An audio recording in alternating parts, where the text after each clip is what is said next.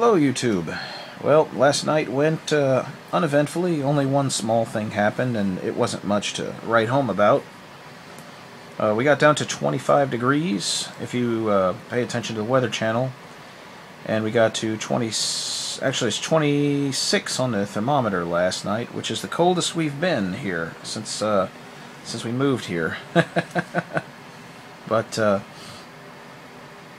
we lost one heater, you know, so I had to take that one out of the line and put a fan-forced one in its place. It's been a pretty good old machine. I repaired it before, but I don't think I'm going to fix it now. It was a one of those zigzag radiant fan-forced heaters, and it's been around about 8 years. I think it's done its due, and it's time for it to be retired. So off to the parts bin it goes. I've got one other machine that needs repairs, and it has a good thermostat, so I'll probably cannibalize it and get that thermostat out. Other than that, not much to speak of.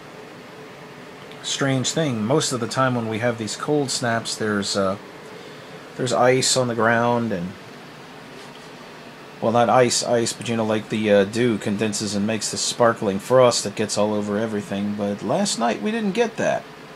The wind actually blew so hard that everything was kept so dry that nothing condensed. So it's like going into a frost-free ice box stepping out the door. All that being said, I saw on the news, different outlets, that there are quite a few people now without power, and they're hurting in the cold. And I hope none of you that are watching this, well, I imagine none of you that are watching this would be in that allotment. But if you know somebody that does, you know, kind of keep your thoughts out to them, keep them in mind. And if you lose your power tonight or whatever, try to find somebody, if you don't have backups, to get warm with. Let somebody know that, you know, that you might need the help. But tonight, it's supposed to get even colder. We're supposed to be, according to the Weather Channel, down to 20 or somewhere in the upper teens, you know, which will be the coldest we've ever gotten here. So this is an educational experience again, as I said before. We're learning what works and what doesn't. You know, we've finally got backup fuel, so we've got a heat source if things crap out on us. And I've got a solar power system just over there, around the back there. And it's got a pretty healthy battery bank, so we can keep the lights and stuff up. So going into the night again, I'm not going to make this video long because I might want to add clips to it if things happen, but at the moment things are going how they are supposed to go. If it gets below a certain temperature, I'll probably be letting the cat in tonight. I spent most of the just a little bit of time a little ago getting sheets of paneling and putting them across the open doors into the hallway and into the kitchen, because I don't know what the cat's going to get into or where it's going to go. And anybody that's ever had to bring one in, they explore everything, and I would rather it not be in on our countertops or getting into back rooms where it's not supposed to. Because if you've ever had to get a cat out of your house when the time came, or if one comes in there, you know how hard it can be to herd that sucker out the door. So you don't need it getting back up in places where it can hide, and, you know, just cause you general pain in the ass. But yeah, bringing Kitty in tonight. Can't leave Kitty out. It's going to be way too cold. And everything else is just doing what it does. I'm on water duty, even with insulated pipes, which we don't have, which we haven't had to have. If you keep the water trickling, usually things work the way they're supposed to. But there is this one spur, and the toilet is on the end of that spur, and it's basically an elbow going up to the toilet and nothing beyond it. You can set everything else in your house to trickle, but a toilet you can't. So when it starts getting down below freezing, you got to flush it every so often to keep ice out of the elbows. And it also aids in that we have an airlift well out there. It's an older well. And what an airlift well is, you have an air compressor that pumps air down a small tube down into the the lower part of the well where your water sits. And the bubbles bring the water up. And the water comes up and it goes over into your cistern and fills your cistern. And it moves quite a bit of water. And the beauty of it is there's no moving parts below the wellhead. Now the bad part of it is when you have an above ground cistern like that, you have an above ground booster pump and a couple other components that are out of the ground, which means they're out in the cold. So what you have to do is you have to run that pump every so often to keep ice out of it. You don't want it to ice up. Those booster pumps or jet pumps, they're kind of expensive to replace, and you break an impeller because there's ice in there, and you have all kinds of chaos. So trickling of the water, even if the pipes were insulated, I would still be doing it, because you got to cycle that pump at a regular rate to keep the ice from forming in it. And so that's basically what water duty is. That's what I'm going to be doing about once an hour. Get up and go in there and flush that toilet. You know, make sure we get enough water through the pipes to keep ice off of everything. But the beauty of that also is that as you empty that cistern out, that compressor comes on, you get warm water from below the ground to refill that cistern, which means, well, it's relatively warm. It probably comes out of the ground about maybe 65 degrees, somewhere around there. Sometimes colder, just depends. But it's not freezing, and it'll keep your stuff from freezing if you cycle it through the pipes on a regular basis. So that's what we're doing. Aside from that, not much else going on tonight. If something happens, I will video it or put the news on with this clip. Everybody, please stay warm. And have a place to go if things mess up. You know, you don't want to be a statistic. And I wish all of y'all the best, and you know, it's not like a super major disaster, but it doesn't, you know, you never know what's going to happen. So take care, everybody, and be warm, stay dry. Well, I didn't get that chance to publish the video of the second night today to YouTube, and it was probably good that I waited. We had, God, the temperature here, 24, and the Weather Channel says 18.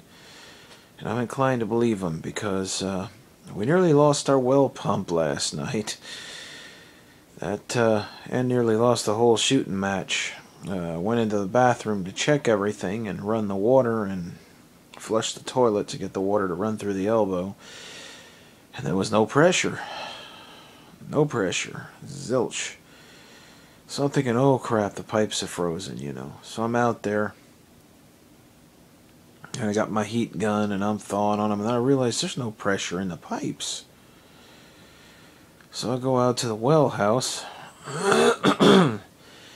and those old jet pumps, the way jet pumps are made, the ones that are above the ground, they have a pressure switch. And there's a tiny little tube comes off the pump housing to that switch, and there's usually water or something in it, you know, and it senses the pressure of the line.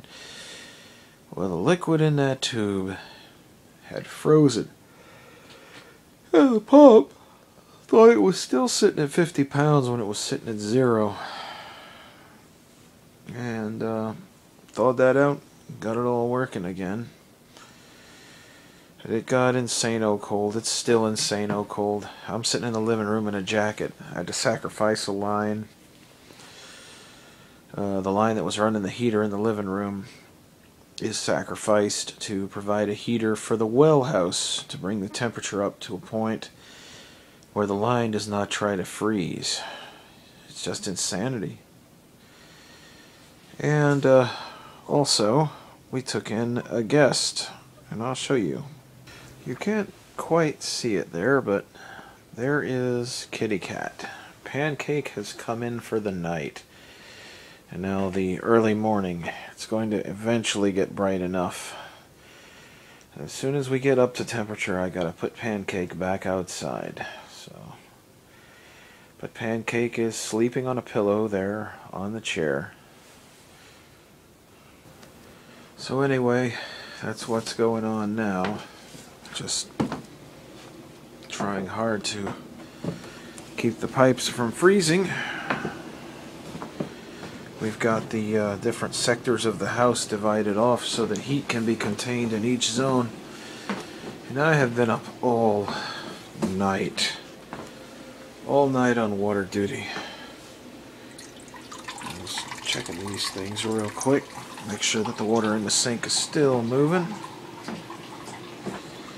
And I've got to go and flush that toilet again, so I'm going to go take care of that. And we'll see what happens. We got the temperature in the well house back up to about 28 degrees, which is far from above freezing, but it's better than it was. Hopefully the heat of the motor will keep that. I think the air blowing over that's quite a bit warmer than freezing, but that's the overall temperature of the well house. So there's the latest of what has happened. Alarm went off. I was going to say there's the latest of what has happened. So you're seeing it as we see it. Oh, house is miserably cold. I'm going to have to run more power circuits to be able to plug in more heaters in the house, and I won't have to be sacrificing these lines for things. Just holy crap, you know. At least the bedroom is still warm. Both the bedrooms are still retaining heat quite well. Bathroom has heat.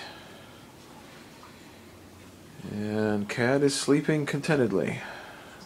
But she'll be out as soon as it gets above freezing.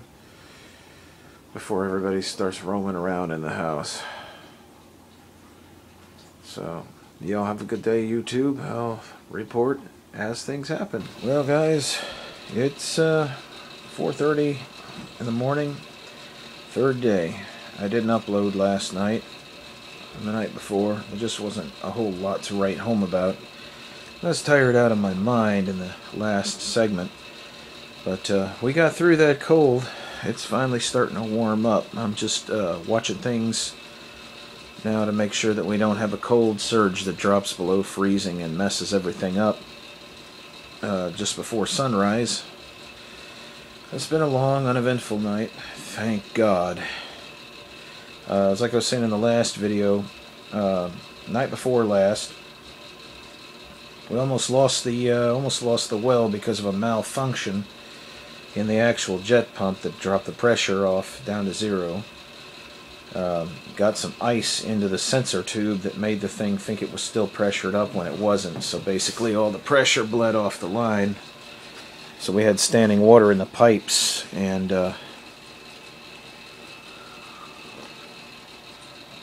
if hadn't seen that in time, it could have been very, very bad. Things were just beginning to ice up all around on the lines and stuff. Got that freed up. Oh man, I'll tell you what.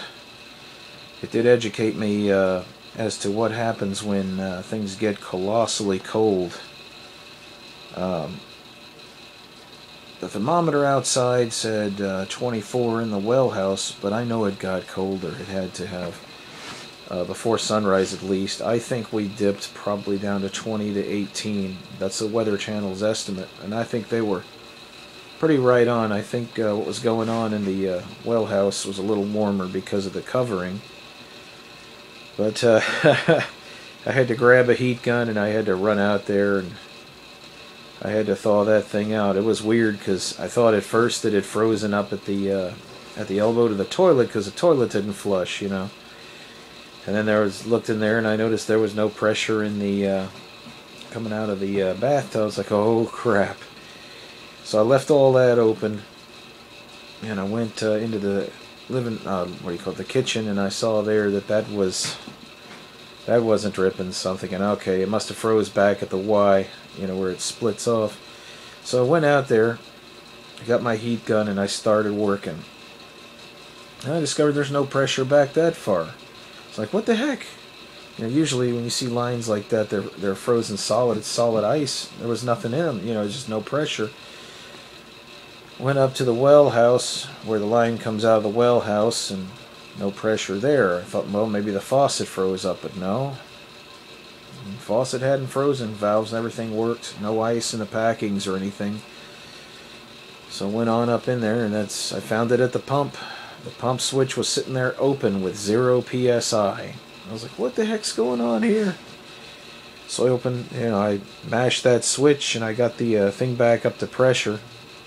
And I took my heat gun and I put hot air on that little sensor tube, and that's what opened it up. And when it opened up, it started working again. But I wasn't letting the water trickle fast enough, apparently, that the pump housing actually went below freezing, and that little tubule out on the outside of the housing got too cold. So threw a heater in there and let that thing run all night, keep it above freezing in there. And got all that. Well, I'll tell you what, though. I hope I don't have to go through this again for a little while. At least a little while. I got to get some things in place, man. That was pretty rough.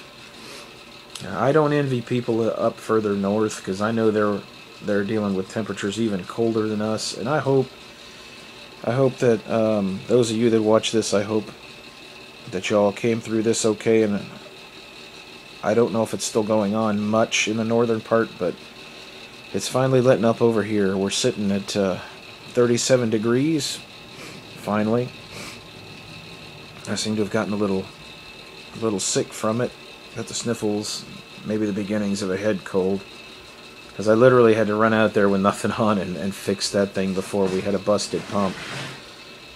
So, just the craziness that is winter.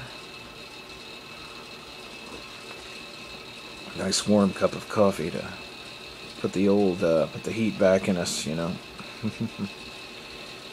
But I hope that y'all all made it through okay. And I guess my next video, maybe it'll be something more meaningful. But this was an educational experience. I learned a lot of what to do and what not to do and what has to be done. So now I can fix these things and get on with our life, you know, much colder temperatures. But by and large, we made it through okay. A little vigilance saved the day. So, y'all take it easy. And sorry for the lateness of this post, but I wanted to go ahead and get it all in one video if I could.